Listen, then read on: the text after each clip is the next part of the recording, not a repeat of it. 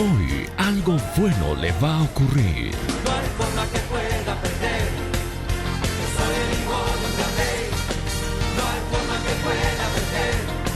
Tengo en mí el poder de su fe. A partir de este momento les presentamos su programa, Las Palabras de Gracia para tu Vida. Ahora soy hijo de destino. Desde que a mi vida Dios vino. No hay forma que pueda perder. Yo soy el hijo de un gran rey. Ahora soy hijo de destino. Desde que a mi vida Dios vino. No hay forma que pueda perder.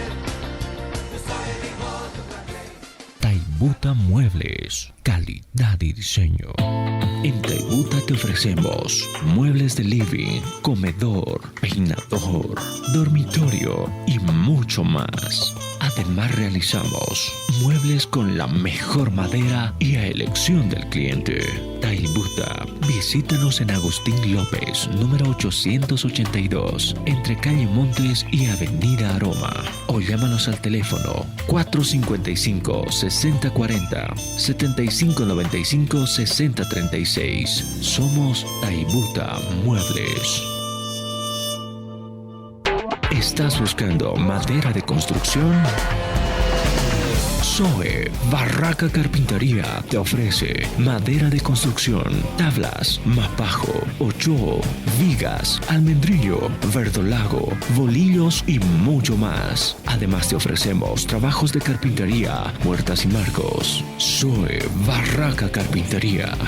Visítenos en Sacaba, Central, calle Bolívar, esquina Canalpata. Teléfono 4061-054, 727-65139. Sucursal Guayani, Avenida Villazón. Teléfono 4061-600. Somos Zoe, su Barraca Carpintería.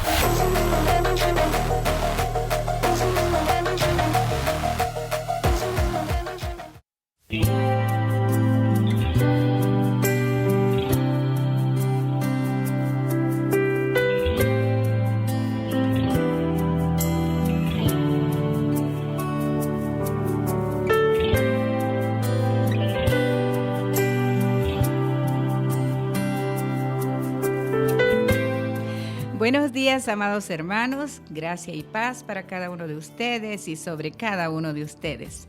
Es un gusto para nosotros estar nuevamente con cada uno de ustedes a través de Manantial 101.5, una radio de bendición para nosotros.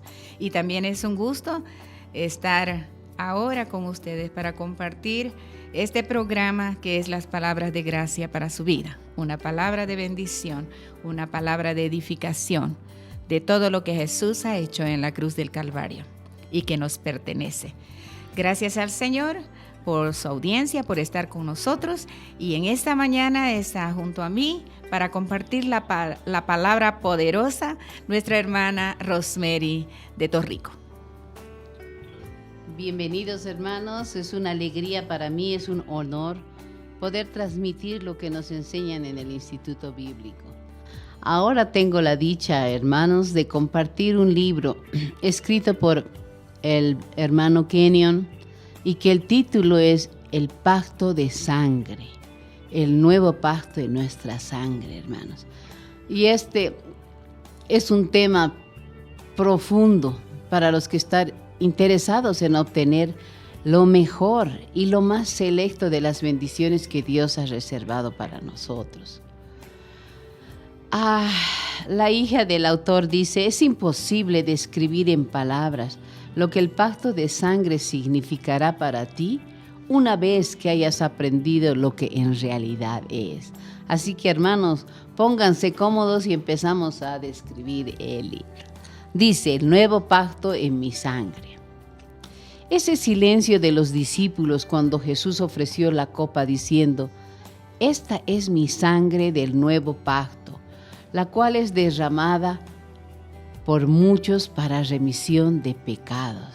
Y enseguida la orden que comiesen el pan, el cual era su cuerpo, y que bebiesen del vino, el cual declaró ser su sangre. ¿Cuál es el principio, hermanos? El principio subyacente y fundamental contenido en esta extraña ordenanza. En verdad, en verdad os digo, dice la palabra, si no comiereis la carne del Hijo del Hombre y bebiereis su sangre, escuchen hermanos, no tendréis vida en vosotros. Esto añade un poco más de confusión. ¿Qué quiso significar con ello? En aquel tiempo había un libro de Trumbull, antiguo editor de la escuela dominical, y que demostraba que existía un pacto de sangre desde tiempos inmemoriales, practicado por todos los pueblos primitivos. Y vamos a dar una reseña, hermano, de qué es lo que hacían ellos. Hay hombres que practican un pacto de sangre semejante al que instituyó el Señor en su mesa. Claro que se había ido degenerando, pero no obstante llevaba las huellas de la revelación divina original. En los libros de Stanley, un misionero escribió sobre sus exploraciones en África. Él nos afirma haber entrado en ese pacto de sangre más de 50 veces con diferentes tribus. Otro misionero, Livingstone, igual que otros exploradores y misioneros en África, también llama la atención a ello. Quizás podemos entenderlos mejor, hermanos, si buscamos la palabra en hebreo. ¿Qué significa pacto? Significa cortar. Sugiere una incisión por donde fluye la sangre. Eso es un pacto, hermano. Ahora, ¿cuál es el origen? El pacto de sangre, o lo que llamamos la mesa del Señor, tiene su origen en el más antiguo pacto que se conoce entre la familia humana. Con toda seguridad, comenzó en el jardín de Edén, hermanos.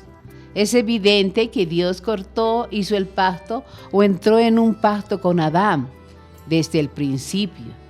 La razón que asiste para creerlo es que no existe un solo pueblo primitivo en el mundo hasta donde se sepa que no haya practicado el pacto de sangre en alguna forma, demostrando así, hermanos, que tuvo su origen en Dios y el hombre ha practicado el pacto a través de los siglos. Hoy en día, hermanos, queridos hermanos, las tribus en el África ecuatorial cortan ese pacto. Como les dije, Stanley, el misionero, cortó más de 50 veces con diferentes tribus. También Livingstone. Los misioneros han visto que se practica, pero no han entendido su significado, pensando que era algún rito pagano. Pero hermanos, vean este punto, ¿no se han dado cuenta de que el pacto de sangre practicado en África hoy día abriría puertas en cada tribu para el Evangelio de Cristo? Amén. Todo el plan de la redención gira en torno a los dos pactos que recordamos, el antiguo y el nuevo pacto. Ahora, ¿qué razones hay para cortar ese pacto? 3, hermanos. La primera. Cortaban si una tribu poderosa vive junto a una tribu más débil. Existe el peligro de que la tribu más débil sea destruida. La tribu más débil procurará entrar en un pacto con la tribu más poderosa para que sea preservada. La segunda es, 2 hombres de negocios que entran en sociedad pueden hacer ese pacto para asegurarse de que ninguno de los dos tome ventaja al otro. Y la tercera es si 2 personas se aman mutuamente de manera tan afectuosa, me imagino que el primer pacto, el matrimonio, hermanos, o amistad como David y Jonatán, Damón y Pitías, ellos cortaron el pacto a causa del amor. Ahora, ¿cuál es el método, hermanos, para cortar el pacto? Si 2 hombres desean entrar en pacto, se allegan uno al otro en compañía de sus amigos y un sacerdote. Eso era lo que hacían las tribus aborígenes del África. Primero se intercambian regalos. Se van a acordar porque nos vamos a comparar al nuevo pacto. Primero intercambiaban regalos. Por medio de ese intercambio de presentes, indican todo lo que uno tiene. El otro puede poseerlo si es necesario. O sea, no era simplemente de cambiaremos regalos, era la forma de decir, todo lo que tengo es tuyo si lo necesitas. Ese era un método Después de este intercambio de dádivas, se puede decir, ellos traían una copa de vino. El sacerdote hacía una incisión en el brazo de uno de ellos y la sangre de él goteaba sobre el vino. Se hace la otra incisión en el brazo del otro individuo y también del mismo modo la sangre gotea sobre la misma copa. Entonces se agitaba el vaso con el vino y la sangre de ambos es mezclada. Acuérdense, la sangre de ambos es mezclada. Después se pasa la copa a uno de ellos para que beba una parte. Luego se pasa el otro para que ingiera el resto. Cuando ambos habían tomado aquella bebida, frecuentemente frotan sus muñecas una con la otra para que esa sangre se mezcle. O ambos se tocan mutuamente con la lengua las heridas. Había un intercambio de sangre, una mezcla de sangre. ¿Cuál es el carácter sagrado de este pacto de sangre? El señor Stanley, el misionero, dijo que jamás supo que este pacto fuese quebrantado en África. No importa cuál haya sido la provocación. Y el misionero Dr. Livingstone también testifica que nunca supo que el pacto fue quebrantado. En otras partes del mundo, se asegura que dicho pacto de sangre jamás han sido quebrantados. O sea, es un pacto que se tiene por muy sagrado entre todos los pueblos primitivos. En África, imagínense, hermanos, si alguno tratase de quebrantar el pacto, su propia madre o esposa o sus parientes más cercanos procurarían su muerte y lo entregarían, escuchen, en manos del vengador para su destrucción. Todo esto pasa, hermano, por alguna razón. Nadie que quebrante el pacto puede vivir en África, porque aún la propia tierra por donde camina es maldita. Imagínense. En otras palabras, es un pacto perpetuo, o sea, por siempre, e indisoluble, que no puede ser anulado. Ahora, ¿cuál era el pacto en África? Una ilustración del señor Stanley podrían ayudarnos a entender su significado. Cuando él se encontraba buscando al otro misionero Livingstone, se topó con una poderosa tribu ecuatorial. Eran muy belicosos. Stanley no estaba en condiciones de pelear contra ellos. Él preguntó lo que significa el pacto y le contestaron que el significado consistía en beber la sangre de uno y otro. Y Stanley se rebeló contra tal rito. Y las condiciones siguieron empeorando, hasta que finalmente un joven negro le preguntó de nuevo, ¿por qué no cortas el pacto con el jefe de la tribu? Y Stanley preguntó, ¿cuáles serían los resultados de tal pacto? Y el intérprete contestó, todo lo que el jefe tiene puede ser tuyo si lo necesitas. ¿Recuerdan el regalo, el intercambio?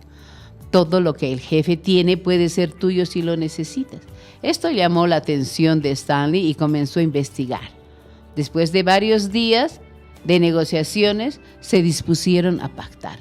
Primero hubo una conferencia en la que el jefe interrogó a Stanley tocante cuáles eran sus motivos y cuál era su reputación y cuál era su capacidad de guardar ese pacto.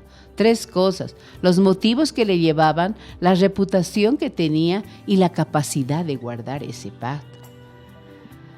El siguiente paso fue un intercambio de regalos. Ya sabíamos, el viejo caudillo quería la nueva cabra blanca de Stanley, una cabra blanca. La salud de Stanley era muy delicada y la leche de cabra era casi lo único que podía tomar y aprovecharle como alimento. Así que para Stanley fue muy difícil renunciar a eso, pero el caudillo parecía que no quería más que eso. Fue así como finalmente Stanley entregó la cabra y el viejo caudillo le entregó su lanza de cobre de 7 pies de largo, o sea, mucho más alto que nosotros, término medio. Stanley pensó que había sido derrotado, pero descubrió que por donde quiera que él iba en África con aquella lanza en su mano, todo el mundo se inclinaba a su paso y se sometía a él. El viejo caudillo entonces trajo a uno de sus príncipes. Stanley presentó a uno de sus hombres de Inglaterra. Entonces ese sacerdote marchó hacia adelante trayendo una copa de vino. Hicieron el mismo rito, una incisión en la muñeca del joven negro y dejó que la sangre goteara en la copa. Luego hizo la otra incisión semejante en la muñeca del joven inglés, dejando que su sangre goteara dentro de la copa. Entonces el vino fue agitado, ambos mezclaron su sangre. El sacerdote dio la copa al inglés para que bebiera parte de su contenido. Luego la pasó al negro, el cual bebió el resto del vino. Enseguida ambos frotaron las muñecas para que su sangre se mezclara. Ahora ellos se habían convertido en hermanos de sangre. Estos dos hombres eran únicamente sustitutos, pero ellos habían llegado a Stanley y al caudillo, y a los hombres de Stanley y a los soldados del caudillo en una hermandad de sangre indisoluble. Volvemos a repetir las condiciones del pacto, indisoluble. Entonces se frotaron las heridas con pólvora, de manera que al sanar quedara una mancha negra indicando que estos hombres eran de pacto. El próximo paso, hermanos, era una ceremonia. Consistía en la plantación de árboles. Plantaban árboles conocidos por su longevidad. Después de plantar estos árboles, el jefe de la tribu caminó hacia el frente y gritó: «Vengan, compren y vendan a Stanley, porque él es nuestro hermano de sangre».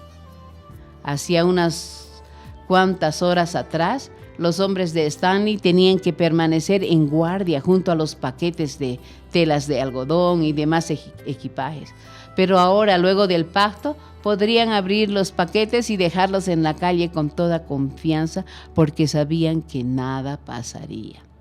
Pues cualquiera que robase algo de su hermano de sangre era castigado con la pena de muerte. Stanley no podía entender el carácter sagrado de aquello y años después se sorprendería de aquel incidente. Ahora, no hemos tomado el tema, un aspecto bien importante de esta ceremonia, hermanos. Tan pronto como ambos jóvenes habían bebido mutuamente su sangre, un sacerdote se presentaba pronunciando las más terribles maldiciones que Stanley jamás había oído. Maldiciones que caerían sobre él si quebrantaba el pacto. Entonces el intérprete de Stanley a su vez pronunció las maldiciones sobre el viejo rey, sobre su esposa, sobre sus hijos y su tribu, si ellos quebrantaban el pacto con Stanley. Recordemos, hermanos, que cuando Moisés asignó tierra a las diferentes tribus, él les llamó su atención a la montaña de la maldición y de bendición respectivamente. En los capítulos 11 y 27 de Deuteronomio encontramos las maldiciones del antiguo pacto y también las bendiciones. Las maldiciones eran pronunciadas cada año desde el monte de la maldición y las bendiciones también eran pronunciadas en la misma forma. Luego levantaban un montón de piedras o erigían un monumento como memorial para recordarles a ellos, si acaso no había posibilidad de plantar un árbol, ¿no? Levantaban un montón de piedras o erigían un monumento como memorial. Y sus descendientes, para que sepan que los descendientes eran socios también de un pacto inquebrantable. Ahora, hermanos, llegamos al momento cuando Jehová corta el pacto con Abraham. Algunos hechos sorprendentes son el cambio de nombre de Abraham y Sarai por Abraham, príncipe de Dios, y Sara, princesa de Dios. Y no solo cambió el nombre, pero ¿qué significaba esto, hermana? Él los eleva al rango de la familia real. Hermoso, hermanos. No solo te llamas Abraham y Sara, sino les elevó al rango de la familia real. El pacto abrámico en el cual se basan el judaísmo y el cristianismo, hermanos, es el documento más maravilloso que existe. Fue sellado por la circuncisión. Este pacto ató a Abraham y sus descendientes en lazos inquebrantables con Jehová y ligó a Jehová con Abraham y sus descendientes, con la misma prenda solemne. Qué hermoso, hermanos, le llevó al rango de la familia real y ató a Abraham y a sus descendientes. ¿En qué? En lazos inquebrantables con Jehová. Qué dicha. Ahora, el cortamiento del pacto.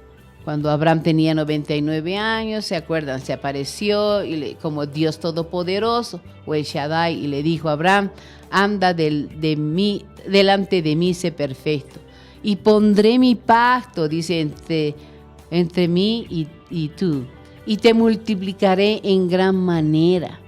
Vemos a Abraham postrado sobre su rostro. Dios está hablando con él y le dice: yo he aquí, hago mi pacto contigo. Hermanos, le dio el pacto que dijo: serás padre de muchedumbre de gentes, y no serás más Abraham, sino que Abraham, porque te he puesto por padre de muchedumbres de gentes. En Génesis 15:6 dijo: Dios hizo una promesa a Abraham y afirma que, la diferencia, hermanos, y lo lindo, Abraham creyó a Jehová y contóselo por justicia. Esa palabra creyó, ¿qué significa en hebreo, hermanos? No solo es una confianza amorosa, sino es una entrega completa de sí para ser parte de Él mismo. O sea, es abandonarse en Él, una entrega incondicional. Abraham se entregó a Dios en un completo abandono. Bajo tales condiciones, Dios le dijo: apártame una becerra, es decir, como un sustituto de Dios, y sacrifícala. Abraham lo hizo, entonces dijo: mi sustituto ya fue sacrificado, ahora quiero que tú hagas la circuncisión, para que la sangre de Abraham se mezclara con la sangre del sustituto divino. Cuando Dios cortó el pacto, Dios y Abraham habían entrado en ese pacto. ¿Qué significa, hermanos? Que todo lo que Abraham tenía o llegara a tener quedaba sobre el altar. Significa también que Dios tendría que sostener y proteger a Abraham hasta el final. Cuando Dios cortó el pacto de Abraham, la nación israelita surgió a la vida como el pueblo de pacto, precisamente a causa de ¿qué? Del pacto que hizo Abraham. El pacto solo se limitaba únicamente, hermanos, a Israel, los hijos de Abraham, y estaban respaldados por la promesa y el juramento de Dios. Ahora, ¿qué pasa? Algunos hechos dentro del pacto, hermano. El sello del pacto era la circuncisión. Y la circuncisión era la entrada del pacto abrámico. Cuando el niño era circuncidado, entraba dentro del pacto y se convertía en heredero de todas las cosas relacionadas con el pacto. Si el padre o la madre del niño morían, otro israelita tenía obligación de proteger al niño. Había protección. En Génesis 17:13 dice: y estará mi pacto en vuestra carne por alianza perpetua.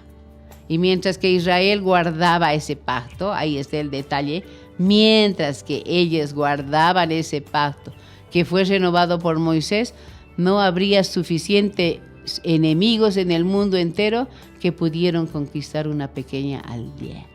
Había cobertura, hermano. Seguimos, hermanos. Yo creo que esto nos está enriqueciendo de manera.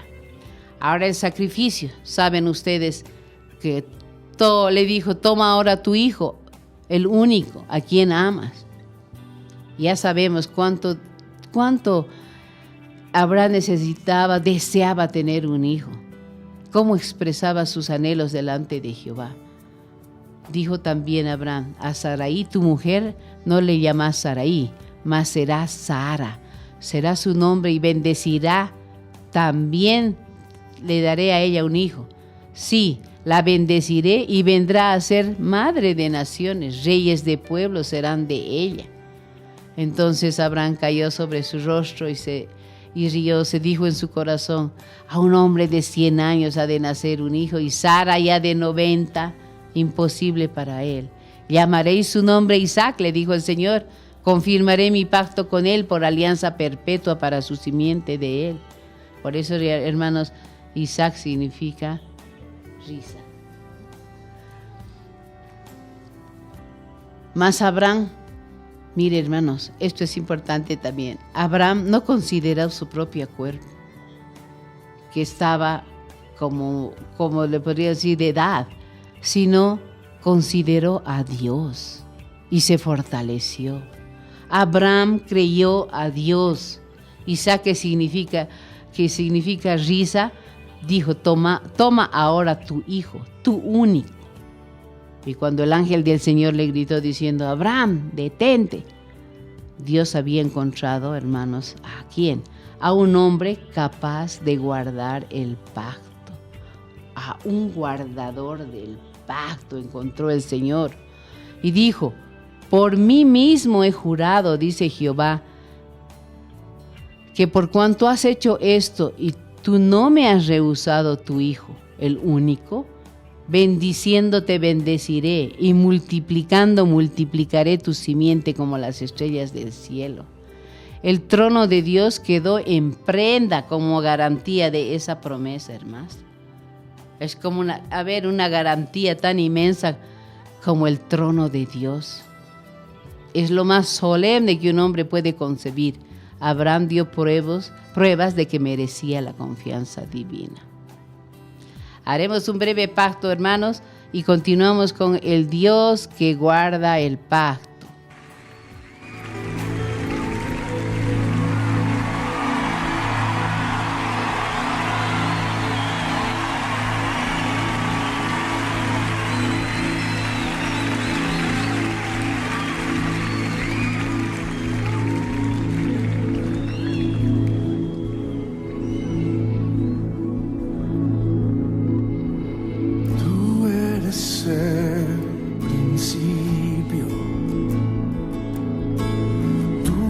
La eternidad, llamaste el mundo. Continuamos, hermano, con el Dios que guarda el pacto. Recordemos que antes de este suceso, cuando Dios iba a destruir Sodoma y Gomorra, ustedes recuerdan eso, Él expresó que no era conveniente hacerlo sin discutirlo con Abraham, sin compartir con Abraham. Te recordarás de la apasionada súplica de Abraham y de cómo habló con Dios, de tal forma que haría a uno titubear. Él dijo, ¿el juez de toda la tierra no hará lo que es justo? Entonces comenzó a interceder por los justos de aquellas ciudades. ¿Y Dios qué hizo? Permitió que aquel hombre, afianzado por la relación del pacto de sangre, se convirtiera en intercesor de las perversas ciudades de Sodoma y Gomorra. Cuando Abraham ingresó dentro del pacto, obtuvo el derecho de arbitrar, hermanos. Él arbitraba entre los hombres perversos de la tierra y el Dios de todo el universo. Abraham, apoyado en ese pacto de sangre, estableció un precedente de intercesión que ha permanecido a través de los siglos, hermano. Volvemos al pacto Abraham. Fue la causa, hemos dicho, de la existencia de Israel. Isaac, el padre de la nación israelita, nació milagrosamente, ¿se acuerdan? Cuando Abraham y Sara eran mayores de edad. Fueron rescatados de Egipto 400 años más tarde, después de haber servido en esclavitud por más de 300 años. Ninguna otra nación, hermanos, ha sido liberada como lo fueron ellos. Fue el experimento nacional más raro e insólito de la historia. Fueron liberados porque eran el pueblo del pacto de sangre divino. Por eso fueron liberados, hermanos, porque eran el pueblo del pacto de sangre divino. En Éxodo 2, cuando Dios escuchó los gemidos de Israel en Egipto, dijo que había recordado su pacto, hecho con Abraham, Isaac y Jacob. Dios envió a Moisés a Egipto para librarle a los descendientes del pacto de sangre de Abraham. Dios e Israel estaban vinculados mutuamente. En tanto que Israel guardaba el pacto, hermanos, mientras que Israel guardaba el pacto, no había enfermos entre los israelitas. Cuando él dijo, yo soy Jehová tu sanador, todo quedaba arreglado. En tanto que, cuando Israel guardaba el pacto, Jehová fue su único doctor. Y no solo era su médico, era su auxiliador, su protector, hermanos. Jamás había una esposa estéril. Jamás morían los niños, ni tampoco los jóvenes o mujeres jóvenes, a menos que quebrantasen el pacto. Dios no podía quebrantar el pacto. ¿Quiénes eran los que quebrantaban? El pueblo de Israel. No podía olvidarlo e ignorarle al pueblo de Israel. Él es el Dios que guarda el pacto. En tanto que guardaban el pacto, hermanos, no había en el mundo suficientes ejércitos aliados para conquistar un solo pueblito. En las batallas los soldados no sufrían bajas. Estoy hablando del ejército de Israel. No sufrían bajas. Eran hombres protegidos. ¿Por qué, hermanos? Por el pacto de sangre. Qué hermosa protección. Moisés los sacó de Egipto y los condujo para una tierra desértica, comparable a nuestro desierto de Mojave en Arizona. Dice, yo lo comparo con el ejército o con el desierto del Salar de Uyuni, donde no había casi nada. Sin embargo, a causa del pacto que hizo Dios, proporcionó agua a ellos, a sus ganados, maná. ¿Recuerdan ustedes? Cuando salieron de Egipto los acompañaron señales y maravillas que asombraron al mundo. Ahora, lo lindos, Dios los preservó como nación porque eran pueblos de su pacto. Acabamos con esto, hermanos, cuando dice, cuando pecaron y quebrantaron el pacto, fueron llevados cautivos a Babilonia. Había pecado, hermanos, contra el pacto. Habían traído juicio sobre sí mismos. Mas a pesar de todo aquello, Dios se acordó del pacto que habían hecho con Abraham. A Israel se le dio esta revelación divina y esta ley de Dios porque ellos eran el pueblo de pacto. Jesús fue el originador del nuevo pacto. Nosotros tenemos el nuevo pacto porque ellos tuvieron el pacto abrahámico. Nosotros penetramos dentro de las extrañas bendiciones en que ellos penetraron y mayores aún a causa del nuevo pacto, del cual Jesús es el fiador. Hasta acá, hermanos, les hemos dado todo lo antiguo. Próxima conferencia que nos den la oportunidad, Radio Manantial, continuaremos en el nuevo pacto. Es el más hermoso. Hasta acá fue una historia. Ahora nos toca ser partícipes de esta historia.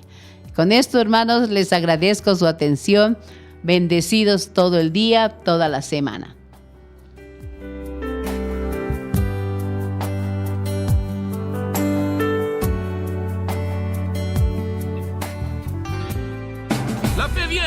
La fe viene. Y mientras vives tu vida, de pronto el Señor dirá, di esto. Y tú escucharás. Y lo dirás. Y te impactará el poder que siempre estuvo en ti.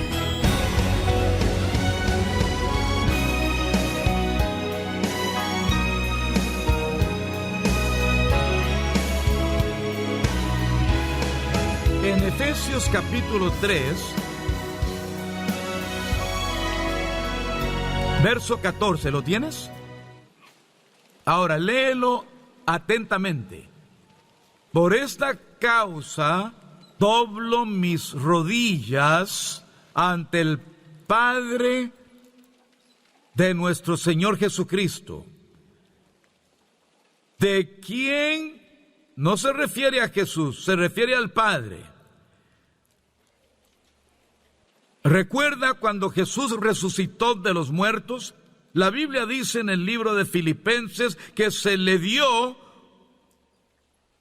un nombre sobre todo nombre. Amén. Para que en el nombre de Jesús se doble toda rodilla, en los cielos, en la tierra y debajo. ¿No es el cáncer un nombre? Pues debe arrodillarse ante el nombre de Jesús. Amén. Ahora, mira esto, doblo mis rodillas ante el Padre del Señor Jesucristo, de quien toma nombre toda familia en los cielos y en la tierra. Dios Padre en persona te ha dado su nombre, tienes el mismo nombre que Jesús.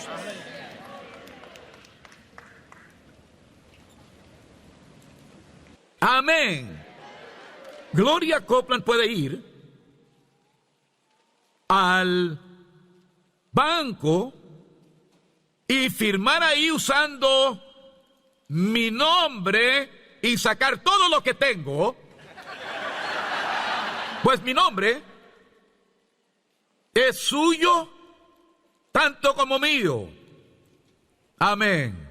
Ella no tiene que preguntarse, bueno, me pregunto si tendré acceso a eso.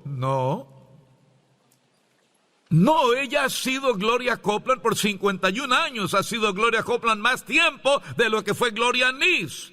Fue soltera por 19 años. Fue mi culpa. Amén. Oh sí. Amén. Gloria lleva mi nombre. Y tú llevas el nombre del Dios Altísimo.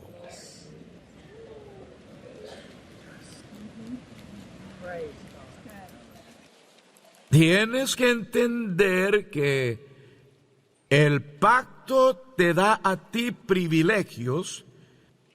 Ciertas personas nos trataban mal a quienes predicábamos fe, especialmente hace unos 40 años. Decían, oh, esos que nombran, reclaman, reciben, arrebatan.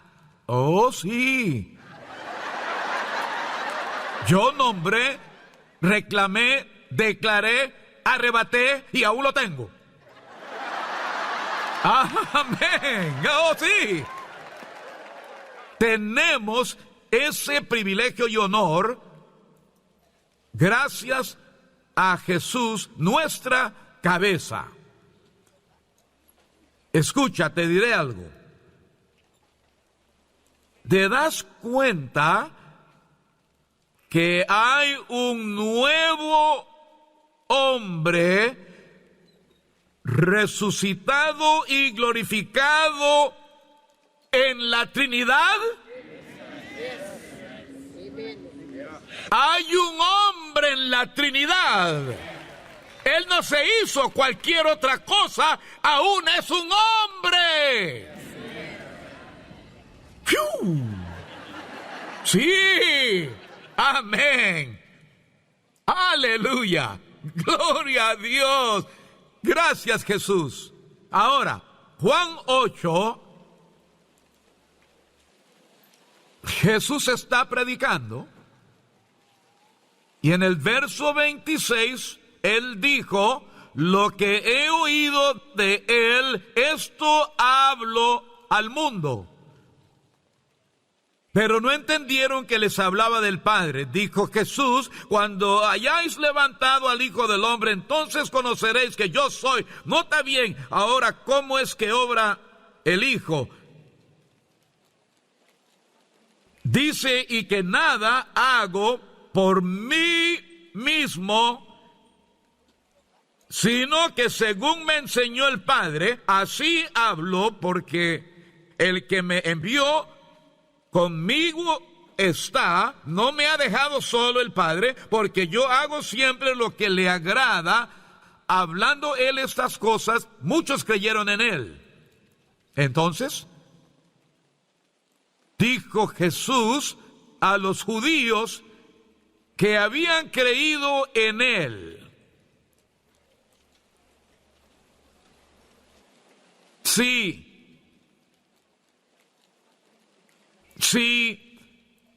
permaneciereis en mi palabra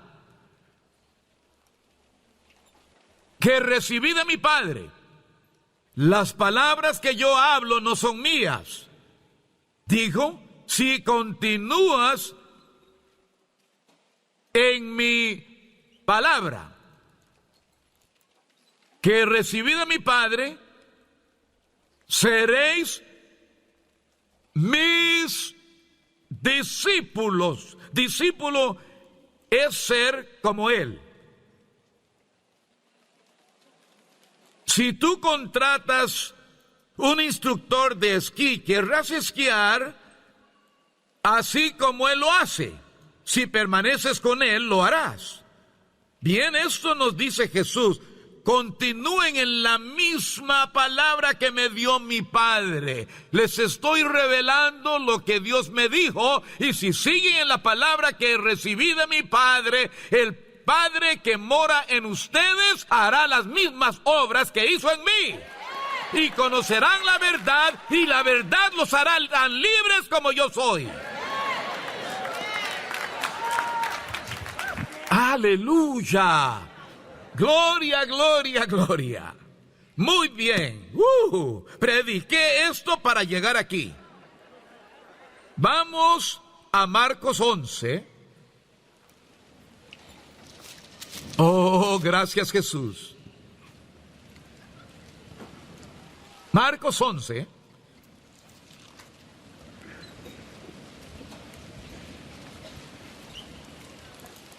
Verso 12. Al día siguiente, cuando salieron de Betania, tuvo hambre, y viendo de lejos una higuera que tenía hojas, fue a ver si tal vez hallaba en ella algo, pero cuando llegó a ella nada halló sino hojas, pues no era tiempo de higos. Jesús dijo a la higuera, esa higuera dijo algo, ¿verdad? Dijo, no te daré higos hoy.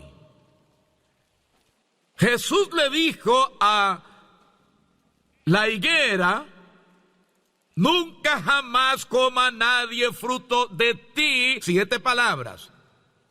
Bien, los árboles oyen.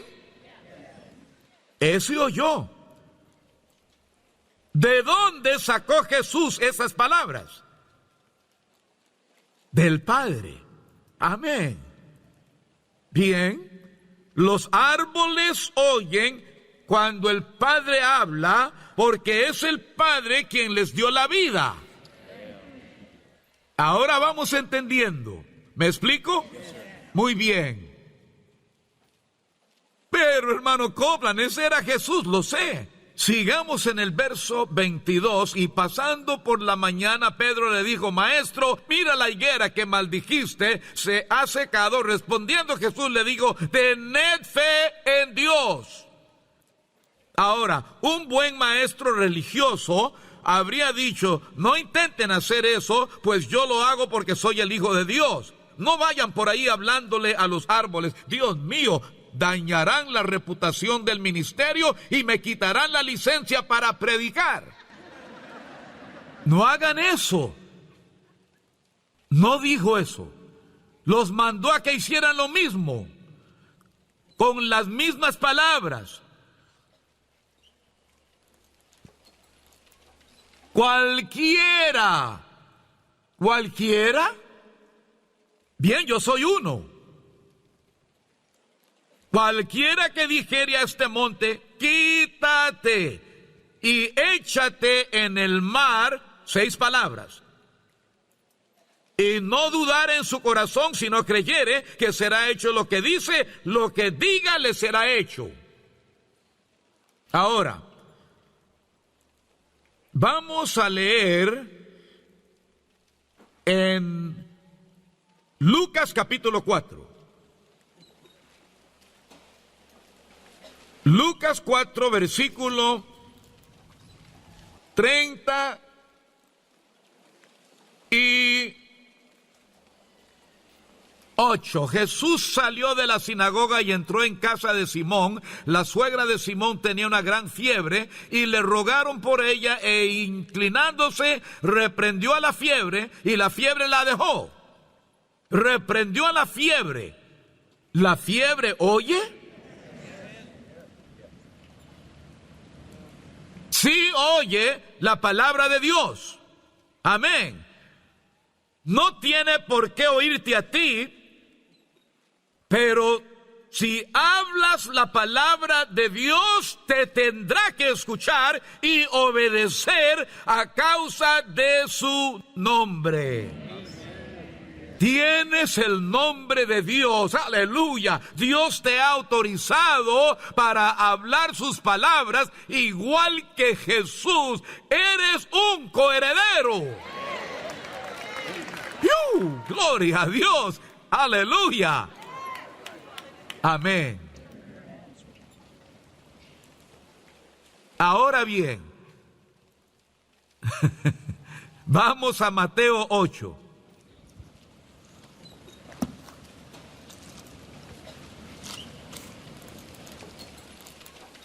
Verso 23.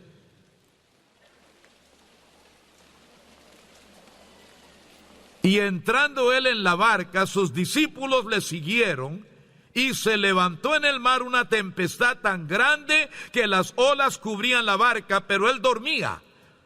Y sus discípulos le despertaron diciendo: Señor, sálvanos, que perecemos. Él les dijo: ¿por qué teméis, hombres de poca fe? Levantándose, reprendió al viento y al mar, y vino una gran calma. Y los hombres se maravillaron, diciendo: ¿qué hombre es este, que aún los vientos y el mar le obedecen?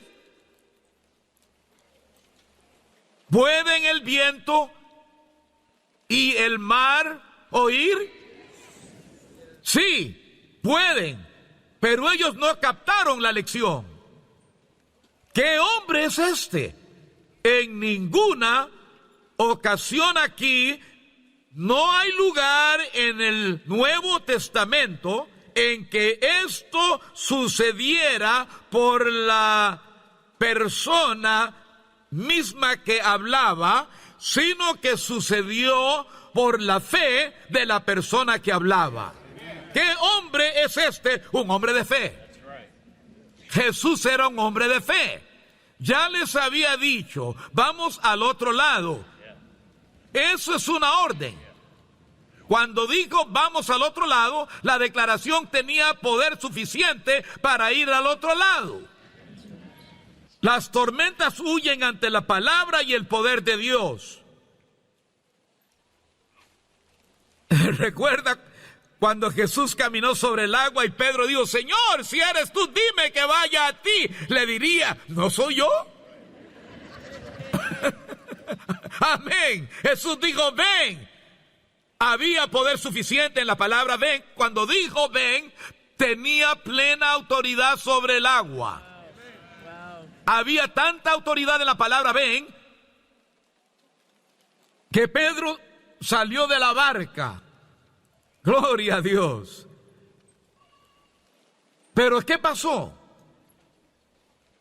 Él dejó de mirar a Jesús y a la palabra. ¿De dónde vino la palabra? Vino del Padre. Entonces, ¿quién hacía la obra? El Padre hacía la obra. El Padre fue quien puso a Jesús sobre el agua, y también el Padre puso a Pedro sobre el agua. Pero Pedro quitó sus ojos de Jesús y miró al viento. Mas siendo él pescador, conocía el viento. Pero no afectó a Pedro hasta que su temor le dio poder al viento. Por eso Jesús dijo: hombres de poca fe, ¿por qué temen? Él esperaba que obraran como él. Para eso vivió con ellos por varios años. Así lo esperaba él. Y hoy espera que nosotros también lo hagamos igual. Cuando le dice, haz esto, no espera que tú te quejes y llores diciendo que tú no eres capaz de hacerlo. Él te capacita cuando Él te llama. Amén. Pero Señor, yo no tengo un título. Quizá por eso te haya mandado a ti. Los educados saben tanto que no pueden hacerlo. Eso ha pasado mucho. muchas veces. Amén. Aleluya. Pues planta bien eso en tu espíritu. Amén. Soy coheredero con Cristo. Yo llevo su nombre. Gloria a Dios. Él hereda todo y yo también. Todo lo que necesito ya lo poseo. Amén. Oh, sí. ¿Cómo? Por la bendición del Señor a través del reino de Dios. Solo necesito saber lo que mi Padre dice sobre esto. Por esa razón es tan importante. No corras y empieces a decir y hacer cosas. Muchos cristianos, por un lado, hay gente que hacen cosas, pero nunca oran. Como dijo un amigo, ¿qué vamos a hacer? Otro respondió, ¿debemos orar? ¿A eso hemos llegado? Pero luego te sales de ahí y te vas hasta el otro extremo y te juntas con los que solo oran y es todo, orar, orar y orar. ¡Wow! ¡Gloria a Dios por siempre! ¡Oh, gloria a Dios! Y ni paran para pensar, empiezan a orar como sea.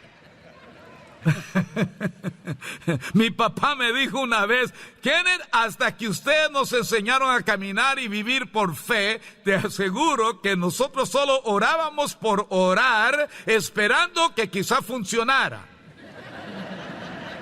Amén. Ahora bien, esa es la manera en que generalmente así piensa la iglesia. Cuando entiendes que aquí la clave de todo este asunto no es la persona que habla, sino la palabra de Dios que sale de su boca en fe. Amén. No te apresuras a orar orando cualquier cosa. Solo rebota en la pared. Para y escucha. Amén. Para y escucha. No debes decir nada hasta que tengas algo que decir. Jesús dijo, por tus palabras eres justificado, por tus palabras eres condenado, y tú serás juzgado por cada palabra ociosa que salga de tu boca. ¿Qué es una palabra ociosa? Es una de esas palabras que añades a la palabra de Dios para que funcione. Cuando hablas la palabra de Dios, obra del mismo modo que obró en Jesús, porque el Padre hace la obra, no tú, no Jesús. Por ti mismo no harás nada. Jesús no hizo nada por sí mismo. Amén. Sé que eso molesta a muchos religiosos. Lo sé. Amén. Muchos de ellos necesitan un coscorrón en la cabeza. Gloria a Dios. ¿Y qué del estanque de Bethesda? Había muchos enfermos y Jesús caminaba entre la multitud. Se acercó un hombre en esa multitud y le hizo una pregunta tonta. ¿Quieres sanar todos los enfermos? Amén. Y le pregunta, si quieres ser sano. Ahora, ¿por qué haría semejante pregunta? Porque oyó al Padre. Amén. Él tuvo un éxito del 100% porque ministró aquel que Dios le dijo. Si él se hubiera acercado a imponer manos sobre todos los enfermos que había allí, habría fallado como tú y yo. Amén. Dijo, solo digo lo que oigo del Padre, solo hago lo que veo en mi Padre. El Padre en mí hace las obras. Aleluya. Te aseguro que me siento más pleno, libre, emocionado y con esperanza cada vez que predico esto. Te garantizo que te quita la presión de encima. Amén, te quita la presión. Jesús ya pagó por todo. Ya hemos sido llamados, nos ha dado tanto, ya tenemos su nombre y su palabra. Solo necesitamos tiempo para saber qué decir y hacer. Dilo, hazlo y hazte a un lado. ¡Aleluya! Vamos, ponte de pie y alaba al Señor. ¡Aleluya! ¡Gloria a Dios! Empieza a alabar y darle gracias. Alábele y dale gracias.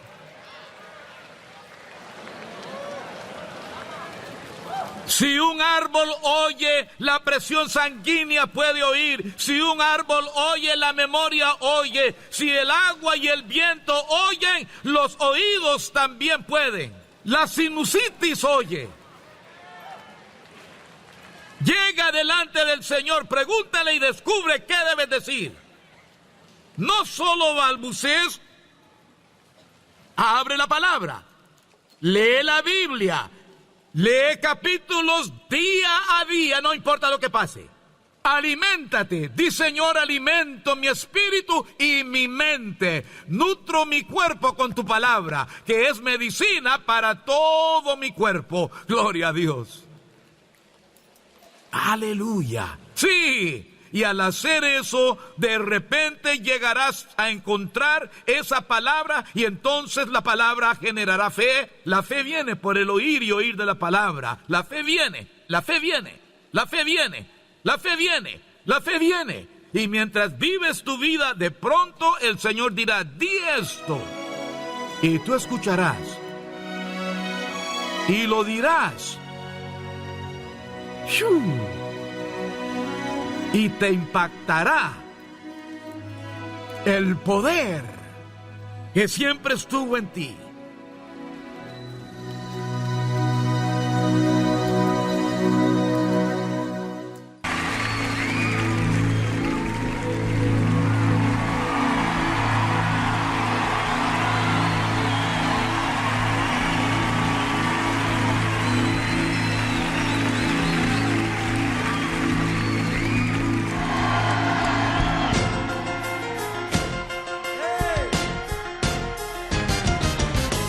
Todo saldrá bien a los de la familia de la fe. No hay forma que pueda perder. Yo soy el hijo de un gran rey. No hay forma que pueda perder. Tengo en mí el poder de vencer. Hemos presentado su programa, Las Palabras de Gracia para su vida. Ahora soy hijo de destino. Desde que a mi vida Dios vino. No hay forma que pueda perder. Yo soy el hijo de un gran rey. Bendecimos tu vida y gracias por recibirnos. Hasta la próxima. No hay forma que pueda perder. Yo soy el hijo de un gran rey. Cada día hay una batalla. Y es por el control de mí. Son las 10 en punto.